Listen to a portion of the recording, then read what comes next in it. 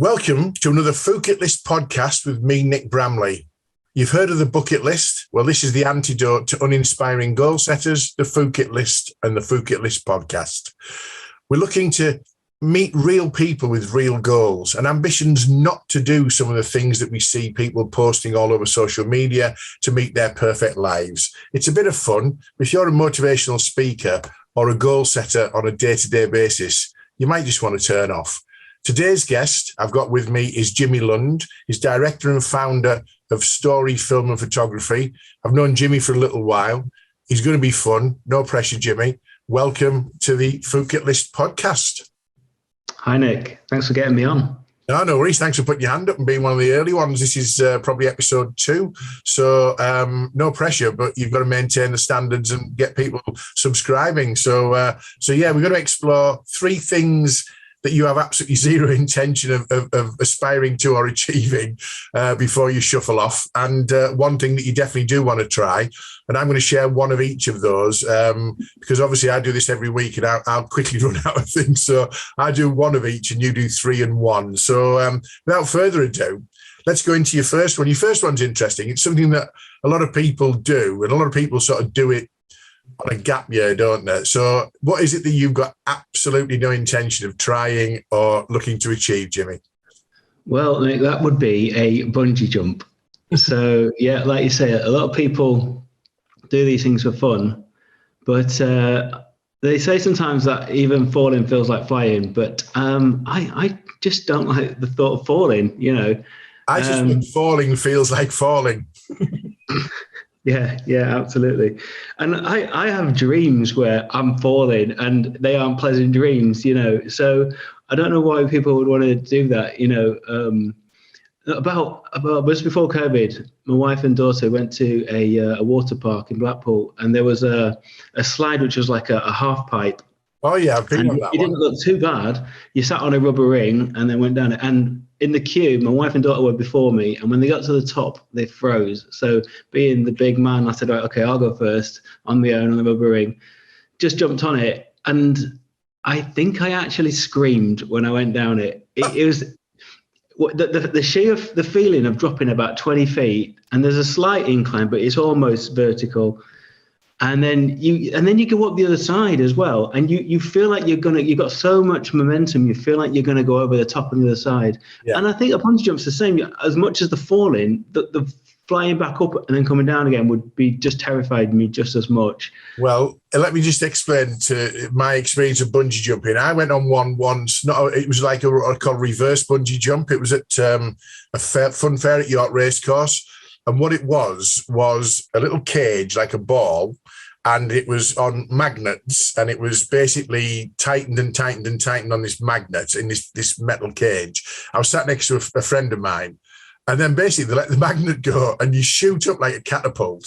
So it's like a reverse bungee, it's the same thing. Shoot up like a catapult, and it was like, and I screamed like you probably did at Blackpool. And worse than that, at the top, what it does, the ball turns over by natural momentum. So you're in midair, there's a suspension of time where you're just facing down, and then it drops and plummets, and that absolutely, I bricked myself. And doing it with something tied around your ankles, I'm always worried that they haven't got the tension right or that they haven't got the length right, and you're supposed to dab the water with your head, aren't you? I'm thinking I'll smash my head on the rocks at the bottom of whatever. So I'm totally with you on the bungee jump. Is it heights in general, Jimmy, or is it just a falling thing? I think if someone said to me, I think it's the falling thing, but I think if someone said to me, you have to choose between a parachute jump or a bungee jump, you've got no choice. You've got to do one or the other. I think I'd choose a parachute jump. And I don't know why, but I feel like the feeling of falling there isn't as pronounced because you can't really see the ground. You know, there's that time where there's weightlessness and you're falling for a while and it just feels like some kind of ethereal, crazy thing, you know. I don't know why, but I'm with you on that. I think I'd choose. I think it's the thing of having someone trusting someone to strap your ankles to something. I just don't get, with the elastics, at some point, the elastic wears out, doesn't it? With a parachute, you're hoping that when you pull it, there hasn't been a little mouse had a go at it and all the silk's been ruined and stuff. So I wouldn't do either in a hurry. But if I had to do one, if I had a gun to my head and do one, I'm with you on the parachute jump. But bungee jumping definitely off your list then, Jimmy, yeah? Definitely. With parachutes as well, I think there's two chances, isn't there? There's two parachutes. You have this backup. Whereas with bungee, it's one chance only, Yeah. Okay. So basically, you're increasing your odds by 50% is what you're saying, aren't you, by doing the parachute? Yeah. Okay. Yeah. We're both on the same page there. I like that because I'm with you. Why would you jump off a big bloody bridge and you just wouldn't, would you? Anyway, the next one, fascinating. Number 2, Jimmy. I'm more fascinated about why, but on your list, can I share with the audience your list of things you've got no intention of doing is colonic irrigation. Wow, that's straight out the blocks, isn't it? So talk to me about colonic irrigation and why Jimmy's not a fan. So it's not something I just obsess over every day thinking I don't want to get colonically irrigated. But you've got to think of something for these podcasts. And then when you start delving deep, you think, I have often wondered why people do it voluntarily. Okay, so I know some people need it because it's like a medical condition, but I know people who do it voluntarily and they swear by it. Now, as someone who's been... Hang on, Jimmy, what do they swear by? Well, they say that it's just, they say they feel cleansed and it's really, and I'm like, I don't feel uncleansed when I don't have it. I feel okay. And is this the too posh to push brigade? It's just like, it's what's wrong with just the normal process? I don't understand it. I quite like that. The reference to the too posh to push brigade. You suspect that it's people of a certain standard in life who maybe have got nothing else to do with their time or money or effort and think, I'll tell you what I'll do. I'll cleanse myself by, I'm assuming, shoving a hose pipe up your backside and 2 gallons of soapy water or whatever. I don't even know how it works, but it doesn't sound pleasant, does it really? So before this, I did a little bit of research, and it says that you don't need to do a bowel movement for 3 to 5 days afterwards. And it's like, well, why? It's like, and the other thing is, as someone who's been unfortunate enough to have to go to the doctors and have a rectal examination, it's not something you willingly do. You go under duress and it's a necessary evil. I don't want to invite people to just go and put things in my bottom. It's just like... I mean, I'll be honest with you, Jimmy, it's not a spectator sport, is it, to be fair? It's not something that you want to invite like people just voluntarily, as you say. It's I quite like the idea of being cleansed. But like you say, what's the difference? Because I don't feel uncleansed, and a bowel movement every day is probably actually nature's way of saying that's what you're supposed to do. So not having to go for 3 or 4 days, is that just someone who's just too busy and they just save a bit of time by not going to loo for 3 days? I don't get it. I actually love the idea of you saying that's never going to happen, and I hope, God forbid, that with regard to health, that it never happens for reasons of having to happen. But you're certainly not going to volunteer and put your hand up and go, let's get yourself to a spa and let's sign up for that one. I just thought, is there ever a time where you don't want to go to the toilet for 3 to 5 days? And actually, have you ever been to a music festival? I was just thinking that maybe if you go into a music festival and you just don't want to use the portaloo, that's By day 3, they are looking pretty horrendous, and maybe there's a call for it then. I'll tell you what, you might have set up a new business idea there. On-site colonics. Innocent Smoothies set up their business by doing smoothies at festivals to see if people like them, and famously had a yes and a no bin. If you like them and think we had a business, put your empties in the yes, and that was overflowing, and the no had a few in there. So they said, right, festival goers say we like our smoothies. You could do an on-site colonic irrigation at the entrance to the festival and basically say, right, okay, did it work? And you came out, did you have to use the loo for 3 days? If you didn't, you're on a winner, aren't you? You can make a fortune, Jimmy. Absolutely. On day 1, there's 3 or 4 portaloos where you can just go in and colonically irrigate yourself, and that's it, you're sorted. I do think you have to be medically qualified, though, Jimmy. I'm not sure you can just set up a portaloo with a hose pipe. But anyway, brilliant. So let's put colonic irrigation off the list. Your third one, Talk to me about that. It's really about the essence of what this podcast's about. So I really like the idea of giving this some thought. I like the idea of going back a step, by the way. You've researched colonic irrigation for the podcast. So that's above and beyond, Jimmy. Well done. So the third one that you've got no intention of doing or being is really the essence of what this podcast's about. So talk to us about that. What's your third one you've got no intention of doing or being? So this one is people who virtual signal, especially for getting likes. And as we connect quite a lot on LinkedIn and use it quite a lot, you see it quite a lot on there, and I'm sure it's on other social media as well. I'm not that active on other channels, but they've seen it a lot at the moment where people are posting up where I saw a homeless person and I took a video of them and gave them like 10 quid and bought them a meal, and you just think, yeah, brilliant. I mean, I'm not feeling the good vibes though. I'm looking at you going, that's pretty sad way to get likes and I'll be honest with you. I live in York, and if I go into town, there's a homeless youngish lady who sits in the usual same place near the cinema in the centre of York, and I'll often, if she's there, I'll buy her a coffee because it's directly opposite Starbucks. Usually a coffee or a hot chocolate. With marshmallows and lots of sugar and stuff to give us some energy. But I don't tell anybody about it. At the end of the day, I do that because I think it's a nice thing that I'm pleased to do, and she always appreciates it. I stand and have a little chat to her. I think when you talk about homeless and people sleeping on the streets, everyone's got a story, and there, for the grace of God, go sort of any one of us at any time.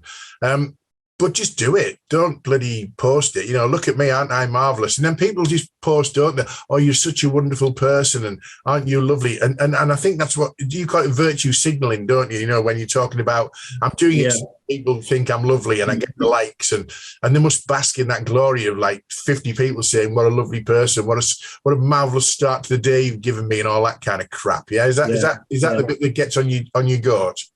Yeah, exactly. I mean, for instance, what's my good deed if I do one? Is that I go walking with the family quite a lot, weekends and stuff, and I'm quite an avid. While I'm on these walks, quite an avid litter picker. I've got a proper litter picking machine, and the little clicky, the pincers, yeah.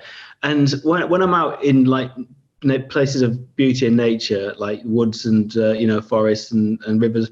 If I see empty bottles, cans, wrappers, I always pick them up, and it just makes me feel good. I do despair about the planet, and I just think this is something I can do. That's something that's worthwhile if it's a small thing. And I wouldn't think of posting about it to try and get likes and appreciation. I just want people to see me and hopefully think, oh, why don't we do that? And there's a lot of scumbags about, aren't there, who treat our picnic areas and place of natural beauty as just dumping grounds, and it's sad to see. But as you say, you've got this kind of vibe about, let's pick this up. If they're not going to do it, I'll do it. But I really like the idea that, because a lot of people would then go, is a picture of me with my little clipper things. That's a sad little tool, by the way, Jimmy, but let's move on from that. I've got my little... I'll tell you what, I asked for it as a Christmas present. Wow. I tell you what, the winter nights must just fly by in the Lund household. But in terms of that would make a great photo, wouldn't it? And it would make a great post on LinkedIn. But for what purpose, apart from, isn't Jimmy a lovely guy and whatever? So I love the idea that you're railing against that. Yeah, and there's another side to it as well, where people, I've noticed now, are jumping on any kind of news story to then repost and be affiliated with it to get likes. So, for instance, here's a classic. Paddy Pimblett is a UFC fighter, and he won a fight on Saturday night, and at the end he did a thing about a guy who died, his friend who died from suicide, and he said, please, men, all talk about it. And everybody reposted this. And it was to just get more likes because it was a big thing. But it's not you. It's not something you're saying. It's just... I saw that. And I saw the original post. And I thought, what a great idea to use that platform as a sports person. Just want to fight, great audience and whatever. But I saw that post reposted in my feed 6 times on Monday morning. And it's just by people, like you say, tagging on and associate themselves with it. Oh, yes, we should all do this. Men should talk more. Well, yeah, we know that, but it's him saying it's not even your message, so stop that. And you're not going to be that guy, Jimmy. You're not going to be reposting other people's messages to virtue signal. And I love that. And that's exactly what this podcast's about, is calling out those people, do a bit of that and then set really uninspiring goals for themselves purely because they've got, oh, look at me, I'm doing Couch to 5K. So what? I'm doing the London Marathon. If you're raising money for a good cause or in memory of a loved one, we have no issue with that on this podcast whatsoever. It's a great thing to do. If you're just doing the London Marathon to tell people you've done the London Marathon, well, over 1 million people have done the London Marathon. It's not special anymore, is it? You're not exactly the first guy on the moon, are you? So stop doing it. So I'm with you on that one, Jimmy. So 3 great ones. Bungee jumping off the list. Colonic irrigation for obvious reasons, well off the list. But it could be a business idea.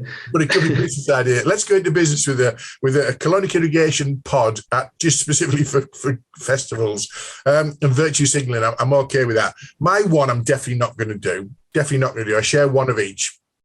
Is I'm not going to go plant-based.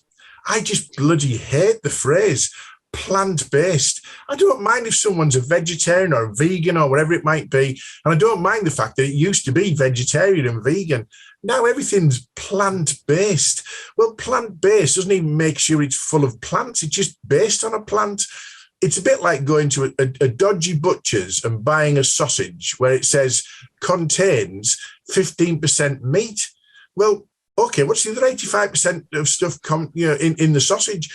Plant-based means that there's some plants in whatever you've got in your food. It doesn't mean it's all plant. And anyway, who wants to eat bloody plants?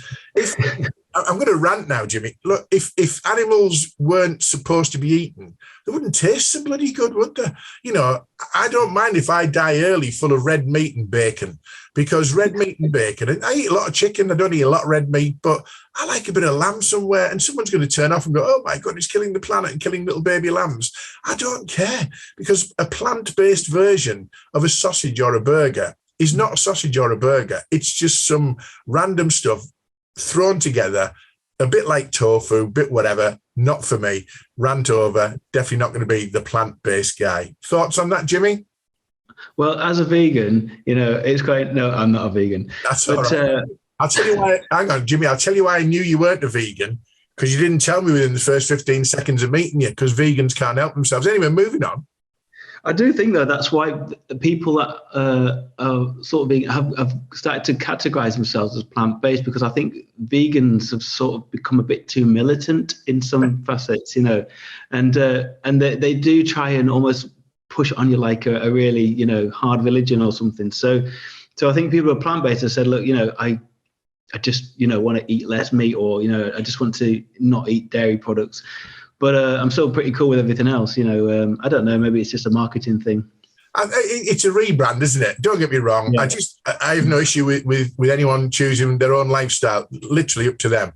The phrase plant-based just gets my goat. It really does get on my goat. Gets your goat. Yeah. It gets my goat. Like literally, it doesn't get my tofu. Gets my goat. Anyway, that wasn't even deliberate. Have you got a beef with plant-based? Oh God, we could be here all day with these, Jimmy, and they'll get progressively even worse than those two. So let's move on. Let's look at the one thing that you definitely want to achieve, because I like goal setters and I like people who've got aspirations. It's not about having a go at them.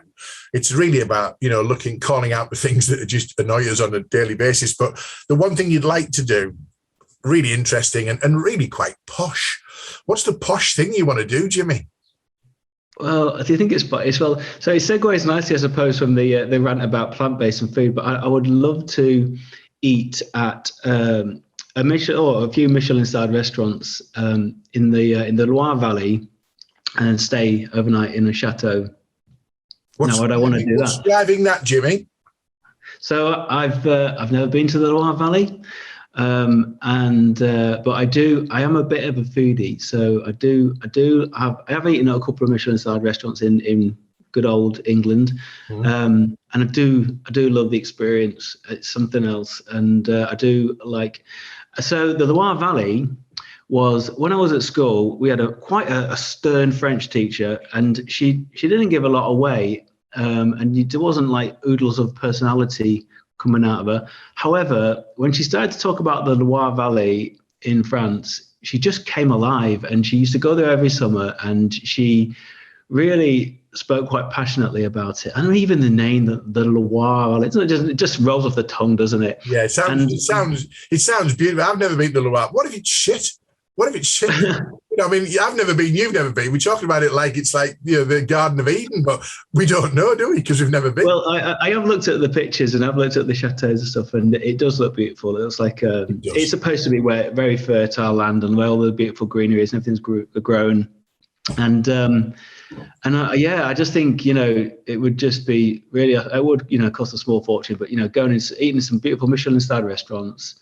And they can do some pretty incredible things with vegetables there, Nick, as well, so I think it might just convert you a little bit. Well, it is the experience as well, isn't it? In the Loire Valley, by the way, you're probably going to be eating some horse, so don't worry about that. The Michelin star experience is the experience as well, isn't it? I was once at a business lunch at a Michelin star restaurant and hotel, and it was done by a company called Condé Nast Johansson. I was working with a client who was supplying into them at the time. It was very posh and very nice and whatever. We had canapes, and we had some sort of really interesting starters, but the service was a little bit slow. It was a bit sort of, and it was one of these lunches where we had a deadline for the agenda starting back at 2:00. And I remember the guy from Condé Nast Johansson getting the maitre d' to one side. I was stood right next to him. He said, excuse me, he said, the food is outstanding as ever, fabulous, wonderful, blah, blah, blah, full of glory and things about the food. He said, if you don't mind me saying so, the service is a little bit slow. And the maitre d' just turned around to me and said, chef will serve you when chef is ready. Now that's Michelin star, isn't it? That's the best put down ever. It's like, you can't rush perfection. And the Condé Nast guy just went, fair dues, really. So I think we started the afternoon a little bit slow, a little bit late, but we were all full of wonderful food. So what a great ambition. I hope you achieve that pretty soon, Jimmy. Now, the other thing I say is, that's one of yours. I do one of each. So we've done my plant-based rant. The one thing I'm definitely going to learn to do, and I'm going to learn to do it pretty quickly, and it's in your field, actually. I'm going to learn to edit audio and video. We had a little bit of a disaster with the first episode, not in terms of the interview. I had a lady called Jo on. She was fantastic. This bit worked really well, but my intro and the outro were terrible. So I need to learn to edit audio and video. I'm going to do that pretty quickly. And that's another skill set that I've learned. Plenty of YouTube videos to show me. Just a question of getting round to it, really. So that's 3 things you're not going to do: Bungee, Colonic, and virtue signaling. One you're going to look to do: eat a Michelin star restaurant and stay overnight in a chateau in the Loire Valley. I'm not going to go plant-based. I'm going to learn to video and audio edit. And that's been the Food Kit List podcast for this week. So I just want you to think about whether you've enjoyed this. I'd like you to subscribe, comment, like, and hopefully you'll see your podcast coming through, your future episodes on YouTube. If you've got a sense of humour and you've got your own Food Kit list, why not reach out and get on our guest list? We're looking for interesting, funny guests who've got 3 things they'd like to share with us and 1 that they'd like to share with the audience that's more aspirational. But let's build a movement for this. This Food Kit List podcast is currently available exclusively on YouTube. Just search Food Kit List podcast, and hopefully we'll see you at a future event. Thank you very much for listening. Thank you very much for watching. We'll see you again very soon.